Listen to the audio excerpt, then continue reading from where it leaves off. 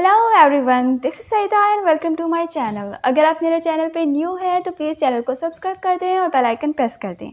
आज मैं आपको एक्सप्लेन करने वाली हूँ विलियम वर्ड्सवर्थ की पोएम द ओल्ड कम्बल एंड बेगर की समरी। तो चलिए वीडियो को स्टार्ट करते हैं। सबसे पहले तो मैं आपको इसका थोड़ा सा बैकग्राउंड बताना चाहूँगी। टाइटल देख के तो आपको पता चल ही गया होगा कि एक पुअर और ओल्ड बेगर के बारे में पोएम लिखी गई है। विलियम वर्ड्सवर्थ ने इस पोएम में इस बेगर की एक बहुत ही सिंपैथेटिक सी पिक्चर क्रिएट की है। ऐसी पिक्चर क्रिएट करने का मकसद उनका सिर्फ ये नहीं था कि जो रीडर्स हैं वो इस बेगर के साथ हमदर्दी करें, बल्कि वो अपने टाइम की जो सोसाइटी थी, जो उनका बिलीफ सिस्टम था, जो वैल्यू सिस्टम था और वो बेगर्स के साथ उनका कैसा बिहेवियर होता था, इसको उन्होंने बहुत ही खूबसूरत अंदाज में इस पूरी पोएम में पोर्ट्रे किया। पोएम की फर्स्ट 2 लाइन्स में नरेटर बताता है कि एक दिन वॉक के दौरान वो इस एजेड बैगर को हाईवे साइड पे बैठे हुए देखता है। उसके बाद वो थोड़ी सी डिटेल्स बताता है इस बैगर के बारे में कि वो कैसे खामोशी से अकेले बैठे हुए अपने बैग में से खाना निकाल कर खा रहा होता है, और वो इतनी एहतियात के साथ खा रहा होता है कि उसके हाथों से वो खाना नीचे ना गिर जाए और ज़ाया ना हो जाए। लेकिन इतनी एहतियात के बावजूद उसके लड़खड़ाते हुए हाथों से कुछ ना कुछ टुकड़े, कुछ ना कुछ ज़रे ज़मीन पर गिर जाते हैं और परिंदे वहाँ पर आकर वो उन टुकड़ों को, उन ज़रों को खाना स्टार्ट कर देते हैं। इसके बाद जो नरेटर है वो बताता है कि इस बेगर को वो अपने चाइल्डहुड से जानते हैं, बचपन से जानते हैं। ये जो रेड कलर में आपको लाइन नज़र आ रही है, him from my childhood have I known, ये मैंने ओरिजिनल टेक्स्ट से लिया है। यहाँ पे वो नरेटर बताता है कि इस बेगर को मैं अपने बचपन से जानता हूँ। इसके बाद नरेटर एक हॉर्समैन, लेडी और पोस्ट बॉय के बारे में बताता है कि इन तीनों का बिहेवियर इस बेगर के साथ कैसा था। हॉर्समैन के बारे में नरेटर बताता है कि जब कभी वो इस बेगर के करीब से गुजरता तो वो ऐसे बेएहतियाती के साथ उस बेगर को कॉइन नहीं देता था, बल्कि वो स्पेशली अपने घोड़े को रोकता और बहुत ही एहतियात के साथ सिक्के को उसकी हैट में डालता था।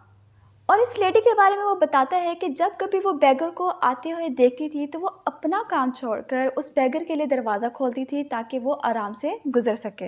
अब आ जाता है पोस्ट बॉय। तो इसके बारे में नरेटर कहते हैं कि जब कभी ये इस बेगर को पीछे से हॉर्न देता और वो बेगर इसको कोई रिस्पॉन्स नहीं देता, ऐसे ही चलता जाता है अपने रास्ते पर, तो ये पोस्ट बॉय उसे बगैर कुछ बुरा भला कहे रोड साइड से बहुत ही शाइस्तगी के साथ गुजर जाता है। ये तो हो गई सोसाइटी के कुछ लोगों की बातें। अब हम बात कर लेते हैं बेगर के बारे में। ये जो रेड कलर में लाइंस लिखी हुई हैं ये मैंने ओरिजिनल टेक्स्ट से ली हैं।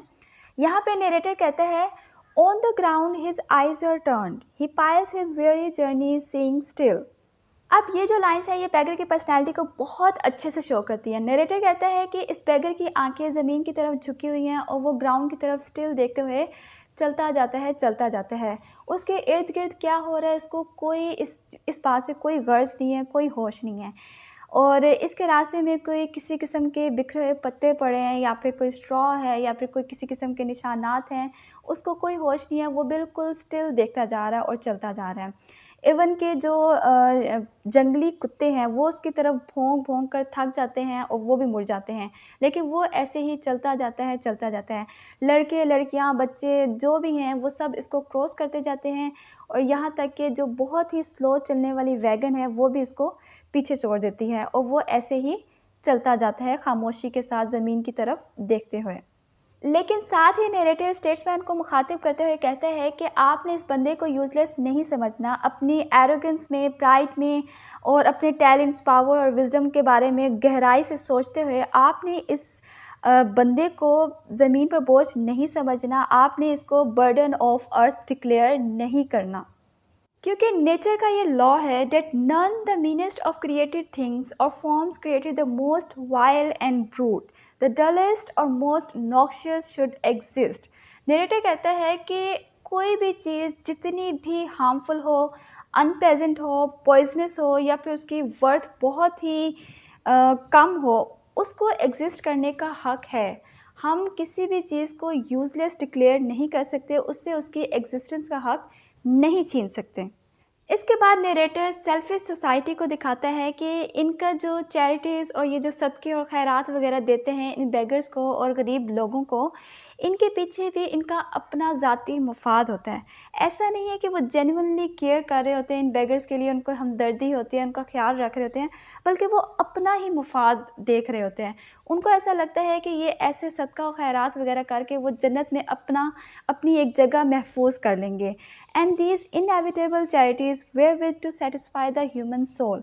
वो अपनी जो रूह है, अपनी जो सोल है, उसको सेटिस्फाई करने की कोशिश करते हैं ये चैरिटीज़ वगैरह देकर। इसके कुछ लाइंस के बाद नरेटर कहते हैं that we have all of us one human heart, कि हम सब के पास एक ही दिल है, हम सब इंसान हैं और हमें चाहिए कि इंसानियत के नाते हम एक दूसरे से प्यार करें, मोहब्बत करें और एक दूसरे का ख्याल रखें, हमदर्दी करें। तो इस सब के पीछे हमारा कोई ज़ाती मुफाद नहीं होना चाहिए। हमें दिल से एक दूसरे का ख्याल रखना चाहिए, परवाह करनी चाहिए और दूसरे को इतनी स्पेस देनी चाहिए, इतनी प्राइवेसी देनी चाहिए कि वो अपनी लाइफ इंडिपेंडेंटली गुजार सके। उसकी एग्जिस्टेंस का हक नहीं छीनना चाहिए हमें उससे। लास्ट 32 लाइन्स में आप देखेंगे कि बहुत ज़्यादा रेपिटेशन होती है let him key, let him bear, let him prompt, let him pass, let him breathe. इस तरह से बहुत दफ़ा रेपिटेशन हुई है लेट हिम की, लेकिन मैंने उन सारी लाइन्स में से यहाँ पे 2 लाइन्स सिर्फ ली हैं। And let him where and when he will sit down beneath the trees और ऑन अ ग्रासी बैंक। अब मैंने ये 2 लाइन्स क्यों ली है, क्योंकि ये हमारे बेसिक राइट्स को शो करते हैं। अब नरेटर कहते हैं कि वो जहाँ पर मर्ज़ी और जिस वक्त मर्ज़ी बैठना चाहते हैं उसको बैठने दें। आप लोगों से मुखातिब होकर कहते हैं, मतलब इससे हमें पता चलता है कि जो बेसिक राइट्स हैं उठने बैठने के, वो भी इस बेगर को नहीं मिलते थे। इसके बाद इन लास्ट 2 लाइन्स पे विलियम वर्ड्सवर्थ पोएम को एंड करते हैं as in the eye of nature he has lived so in the eye of nature let him die, कि बेशक आपकी नज़र में इस बैगर की कोई वैल्यू नहीं थी, इस बैगर ने कोई ज़िंदगी नहीं गुजारी, ये यूज़लेस था, लेकिन नेचर की नज़र डिफरेंट है। नेचर की नज़र में इस बैगर ने अपनी ज़िंदगी गुजारी है और अब इस नेचर की नज़र में इसको मरने की इजाज़त दे दें, इसको आराम से मरने दें। मतलब कि आप इतनी इंटरफेरेंस मत करें किसी की भी लाइफ में, इतनी तो आज़ादी दें कि वो जैसे अपनी ज़िंदगी गुजारना चाहता है वो गुजार सके। और इसके साथ साथ वो हमें ये मैसेज कन्वे करते हैं कि हमें किसी भी चीज़ या इंसान को हकीर नहीं समझना चाहिए, यूज़लेस नहीं समझना चाहिए। अगर गॉड ने किसी चीज़ को बनाया है, पैदा किया है, तो उसके एग्ज़िस्ट करने का पूरा हक है और गॉड की नज़र में वो चीज़ एग्ज़िस्ट करती है, वो एग्ज़िस्ट करेगी, चाहे वो बेशक उसकी वैल्यू बहुत कम हो या फिर वो जैसी भी हो, लेकिन उसके एग्ज़िस्ट करने का हक है और हम किसी की एग्ज़िस्टेंस का हक उसे छीन नहीं सकते। और हमें किसी की लाइफ पे इतना इम्पोज़ नहीं कर देना चाहिए खुद को, इतनी आज़ादी देनी चाहिए, प्राइवेसी देनी चाहिए कि वो जैसे अपनी लाइफ गुज़ारना चाहता है वो गुज़ार सके। और अगर हम किसी के लिए सदका खैरात कर रहे हैं या फिर किसी के लिए कोई ख़्याल, हमदर्दी वग़ैरह का इज़हार कर रहे हैं, तो उस सब के पीछे हमारा कोई ज़ाती मफ़ाद नहीं होना चाहिए।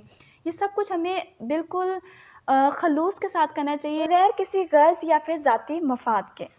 और इसी के साथ हमारी पोएम हो जाती है ख़त्म। अगर आपको वीडियो अच्छी लगी हो तो प्लीज़ वीडियो को लाइक कर दीजिए। मेरे चैनल को अभी तक सब्सक्राइब नहीं किया तो प्लीज़ चैनल को सब्सक्राइब कर दें और बेल आइकन प्रेस कर दें। मिलते हैं नेक्स्ट वीडियो में, तब तक के लिए अल्लाह हाफ़िज़।